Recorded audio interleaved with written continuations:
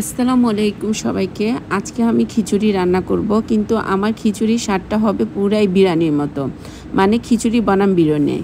এর জন্য আমি যেগুলো প্রথমে মশলা নিচ্ছি: মুরগি মাংসের মশলা, গরুর মাংসের মশলা, বিরিয়ানি মশলা, চাট মশলা এবং ম্যাগি মশলা।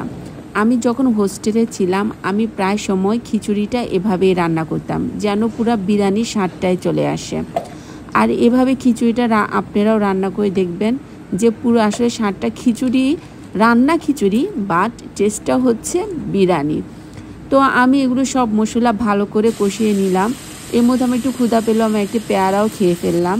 পেয়ারা খাওয়ার পর আমি আমার চাউলটা এই মশলার সাথে ভালো করে মিশাচ্ছি, যেন চাল, ডাল এবং মশলাগুলো ভালো করে কষানো হয়। কষানোর পরে আমি এখানে যতটুকু পরিমাণ আমার পানি দেওয়া প্রয়োজন, ঠিক ততটুকু পরিমাণ আমি পানি দিচ্ছি। আর আমার খিচুড়ি আমি যতবারই রান্না করি কখনোই অতিরিক্ত পরিমাণ পানি হয় না, সবসময় লিমিট অনুযায়ী থাকে।